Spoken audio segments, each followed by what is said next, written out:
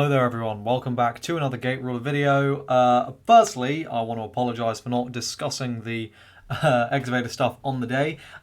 My laptop broke, which was a really fun thing to happen about 5 minutes after the cards got revealed and I was getting ready to record the video. So that's why you randomly got a deck profile.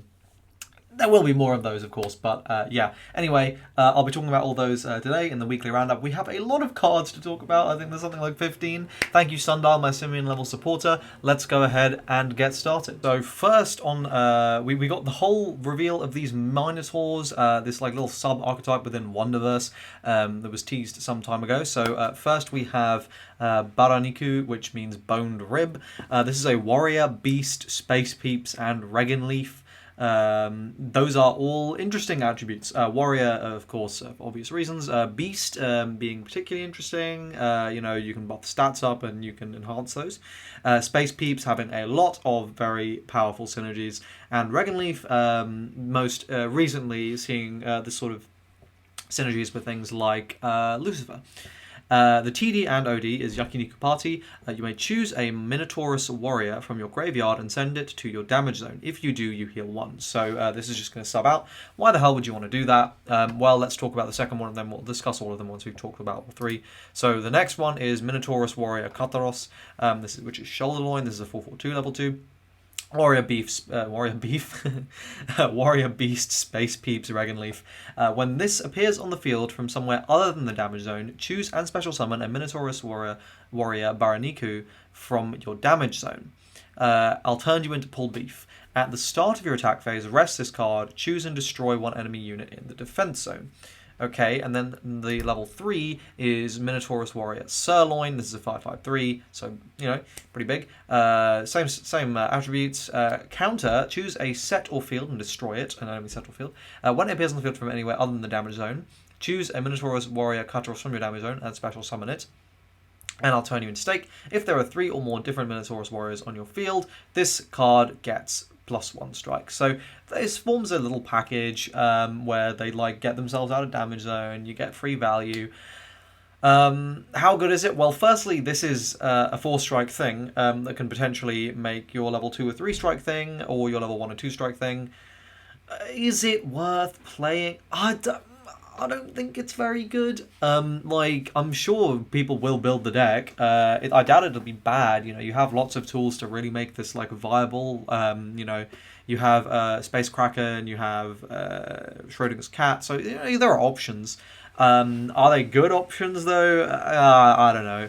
I think it's a cool thing to sort of exist, but I'm not entirely convinced it's actually any good. Yeah. Next, we have Reign of Tears. So this is a Doom Darkness, so level 3 event with Darkness, so that's obviously new. Standard action, your opponent chooses 2 cards in their hand and discards them. Standard action, pay 1 resource and discard this from your hand, draw 1. So it has the same effect as Viola, but you can also just make your opponent pitch 2. How good is this? Well, probably not very. Like, really, you would be considering playing this in Knight and in Overlord. And in Overlord, I'm kind of just like, okay, but like, why would I not just play more Viola? If I care about the ability to filter, and then I also just want something, like, you know, if I'm taking up that much level space anyway, I can just play, 7/6/3, whatever Viola stats are, right? Which is pretty good. However, we are very likely going to be seeing the meta shift heavily towards hand-based decks, and of course making your opponent discard 2 is really good. It's not that good in Gate Ruler, I will say, because of course everything that draws 2 every turn, not 1. If this was a game where everything drew 1, then I'd be like, okay, well, this is kind of silly, it's going to, you know, take them, like, that's a big deal. Whereas this is just like, okay, but they're going to draw back 2 cards the next turn. Now, that being said, it's still crazy. Like, you can imagine if you open double this, for example, in Overlord. That's kind of GG, because you just go, alright, pitch 2, good luck. So, definitely a good card. Will it see play in Knight? Probably not. In Overlord, probably at 2, I would guess. Though, you know, it might just see itself becoming a 4 of if the entire format is hand decks. So, you know, a very nice option for Darkness to have, as if they needed any more. Next, we've got Zoo Rage. So this is a firepower, martial skill, tactics zoo brigade. So all very, very relevant traits. The most important one probably being firepower, because that means you'll be able to get it back with the Rhino. And why does that matter? Well, because this card is ridiculous. CNT deal 5 damage to an enemy unit, and standard action is deal 3 to an enemy unit. So this is kind of insane, and also in particular with Trickster, really, really nice, because then you're always getting the counter effect, and you can literally recycle it with the Bull, which costs 2, so you can always play it in Trickster, and literally always be dealing 5, which is really, really good. I'm a big fan of this card, even just in terms of like removal. Like for one, this is a lot more viable, a lot like more of an easy inclusion. It's not just instantly dead. And of course, you know, being a Zoo Brigade, putting it back with things like your Helldivers and such is pretty good. But I think this is mainly like a really nice Trickster card. Because, you know, Trickster's kind of good. Yeah, very, very cool card. Next up, I'm leaving the EXVADERS for last, by the way, because I'll discuss all of those in one go.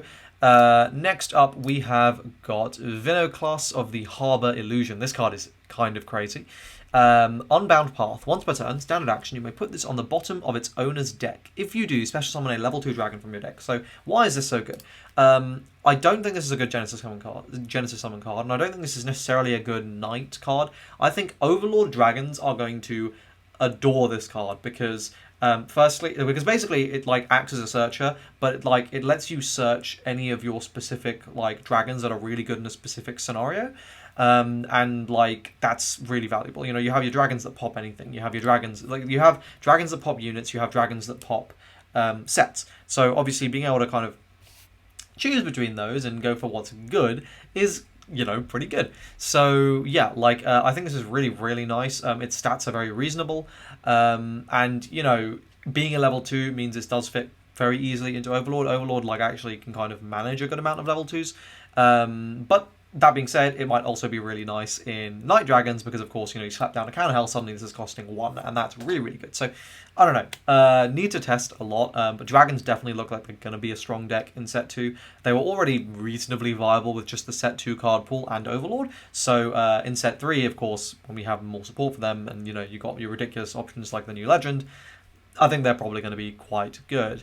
Next, we have got Sabero of the Kamaitachi. This is a supernatural warrior beast, so again, very strong typings there, at level 1531. When you take damage, ready this. Oh, so it's a Trickster card. Should I stretch or should I warp? Once per turn, play rock, paper, scissors with your opponent until the winner is determined. The winning player may choose one of their cards in play and put it into the graveyard. If they do, they choose one of their opponent's cards in play and send it to the graveyard. So the effect's kind of fine. I feel like you're probably okay if you lose anyway, especially because you could just, you know, make sure that you only have this guy on the field.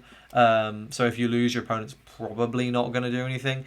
But but they might still, because, you know, a double attacking five attack dude is kind of scary. So it's sort of removing things anyway, but obviously if you win, then you can remove something of low value, you get something of high value. So that second ability obviously seems a lot better in RPS Junkie or RPS Maniac, that ruler, but I think you're probably never really going to use it. You're going to be using this guy for the first ability. When you take damage, ready it, which is really, really good. You know, this could be a 6/4-1 with the beast set, which is obviously crazy. Yeah, I think this is an interesting card. How good? I'm not sure how good it will really be because, you know, it's like the Futuristic 4 kind of does this but better. So I'm not sure. Definitely want to try it out though. You know, level 1s with 5 attack aren't bad, and 3 HP is obviously a nice threshold value to just be a little bit annoying to deal with.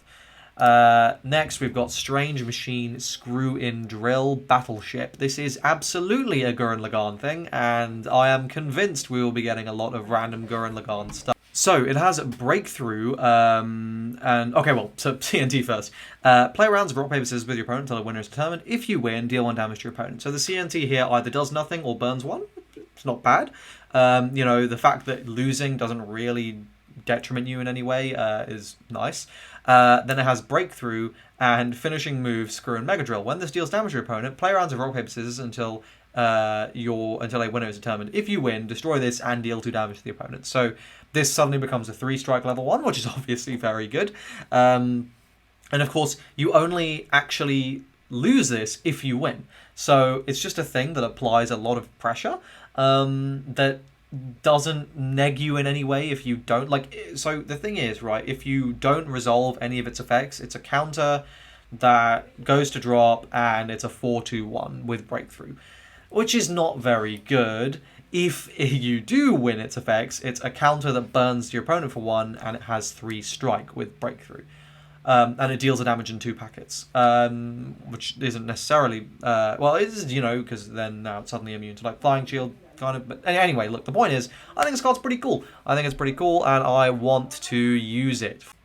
Okay, I've kept you waiting long enough. Finally, the EXVADERS. So we'll start with the boring one. White Shadow. This is an object Endbringer Light, 3/3/0 untapper. So obviously, it being a 3/3/0 is actually really nice because you don't really care about the strike on these kind of things. They're only going to have 1 anyway. It's just, it's something you can chuck in defensive, and it's going to untap. So there we go, an untapper for black. This means everyone besides pink has it now, which inevitably means pink will probably also get one in the set. But this is very, very, very nice. Just as an option, let's discuss the absolute mountains of text on the SR and the Legend. And then we'll also do the 4-star after that. Let's start with the SR. Nyarlathotep, the Faceless Shadow, an Endbringer Demon Lord. Counter, you may put 2 of your charges on the bottom of their owner's decks. If you do, choose an Endbringer in your hand and special summon it. So the Endbringers are basically, obviously this, the Legend, and the set 2 stuff, so like Cthulhu and Hasta. So they're big. So, getting one of those out for free is kind of strong. And of course the counter, obviously just doing that on your opponent's turn, suddenly making a Cthulhu Incense is kind of good.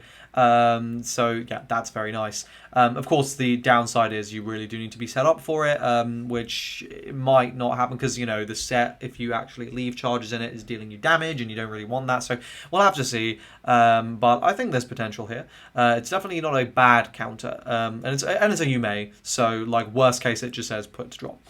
Cost reduction. As you play this from your hand, you may put a card from your hand onto one of your units or fields face down. If you do, instead you pay 2. So this is obviously a really good ability because it is literally the same as the other cost reductions, except this actually sets you up, which is really good. Chaos Incarnate. Standard action. Put one of your charges on the bottom of its owner's deck and DR1 EXVADER. Choose one of your opponent's set cards and destroy it. And this is not once per turn, so this says bye-bye to your opponent's sets. As long as you've got charges and as long as you have got EXVADERS in damage, which you probably will. And it's really cheap, so it's definitely usable, like, basically from the start, so this is really nice. And then Eldritch Messenger, instant action.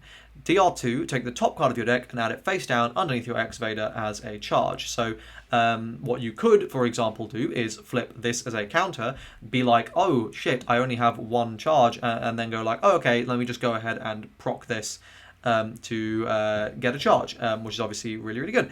And you could, for example, do that twice to immediately fulfill the conditions for this. So this is a very powerful card for EXVADERS. Definitely going to be a 4 of in the deck, and definitely showing that EXVADERS should be played in a energy-based deck. What I do find very interesting is they blacked out the set code on here, which they've only done on this and the Legend, which leads me to believe that they're actually going to give either EXVADERS like 2 Legends or like more high rarity cards than we're expecting, and they don't want us to know yet. So conspiracy theory there, because it's weird that they've blanked that out because they haven't done it on any else, and they haven't done it on the 4-star they showed either. So very interesting. But anyway, a very, very good card. Next, the Legend is also ridiculous. Grotesque Dragon Damned Megiddo. This is a dragon and an Endbringer. So of course I will be building Genesis Summon EXVADER so I can make this 1 time and still lose the game.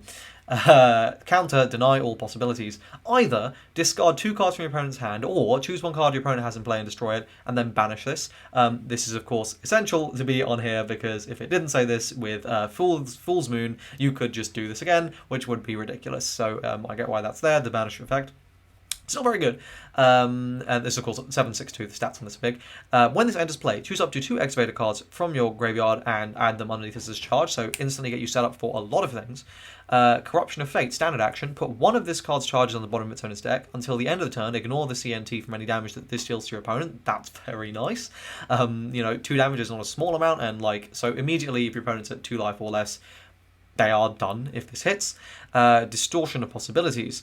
When your opponent plays an event of level 1 or less, you may put one of this card's charges on the bottom of its owner's deck, and I just realised for some reason there is some sort of issue on this graphic, and I have no idea why. I'll tell you what it does.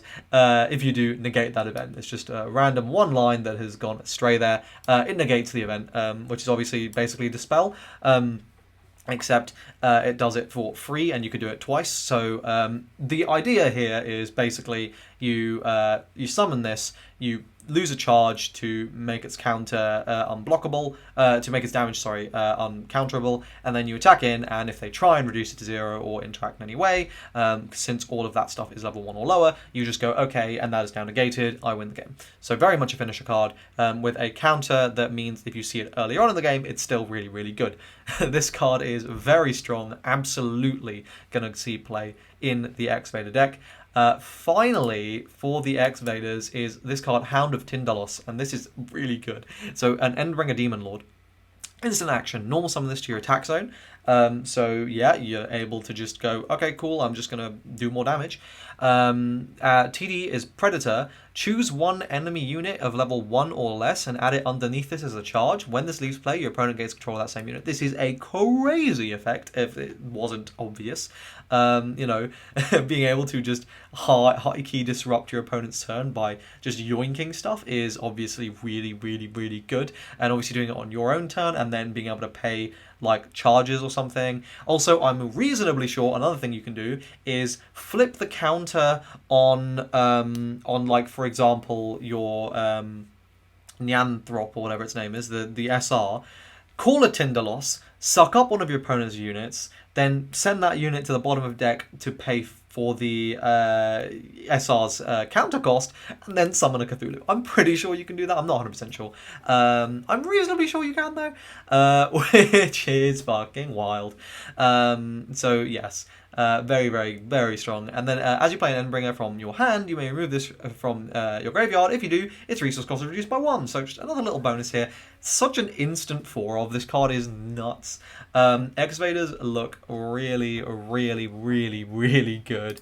I'm very excited to try them out. So yeah, that's it for this video. A lot of cards. EXVADERS just looking so hype. Join my Discord server, link to in the description if you want to join in on the deck building fun, as everyone gets very excited every single time one of these is revealed. Next week is going to be the reveal of the Berserker buffs. That'll be next Thursday's video, so stay tuned for that. Subscribe to the channel if you want to be notified when that goes up. Of course, there will be a Tops video coming out as well on Monday, and another weekly roundup coming out in a week from now, where I'll go over all the cards of the day that have been revealed from now until then. But that's it again for this video. Thank you so much for watching, and I will see you guys in the next one. Cheers.